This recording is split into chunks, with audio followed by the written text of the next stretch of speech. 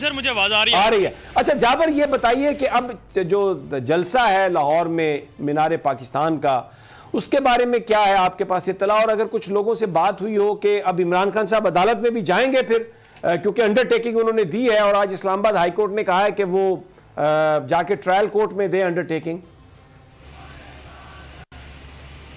जी बिल्कुल, एक तो उन्होंने जो अंडरटेकिंग दी है उसके हवाले से जो है वो तरीके इंसाफ के लोगों का यही कहना है कि खान साहब ने जो बात की है वो उस पर पूरा उतरेंगे और वो अदालत के रूबरू पेश होंगे।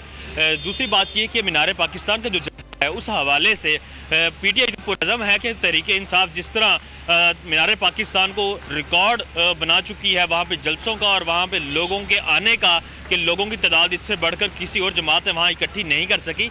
इसी तरह इस बार भी ये तोक़ा की जा रही है कि जिस तरह की रजिस्टेंस ये पिछले गुज़श्ता रात और आज सुबह तक दिखाई गई, उसी तरह वही जोश जज्बे के साथ जो है वो इस बार एक नया रिकॉर्ड शायद बन सकता है मीनार पाकिस्तान। यही वजह है कि इंतज़ामिया अब ये कोशिश कर रही है कि पीटीआई के रब्ता करने पर, इनके लोगों के रब्ता करने पर इंतज़ामिया ये चाहेगी कि नासिर बाग की ऑप्शन दी जाए। और दूसरी बात कि उस दिन 144 का एक बार फिर से नफाज भी हो सकता है, क्योंकि उस दिन PSL का अहम मैच होने की वजह से इंतज़ामिया एक अपना कवर अप ले रही है कि उस दिन कवर अप ये मैच की वजह से हमें मुश्किलात का सामना होगा सिक्योरिटी देने के हवाले से और इतना बड़ी पब्लिक गैदरिंग के हवाले से। मैच था तो उन्होंने आगे कर दी थी अपनी डेट्स, तो हो सकता है कि वो डेट्स आगे भी।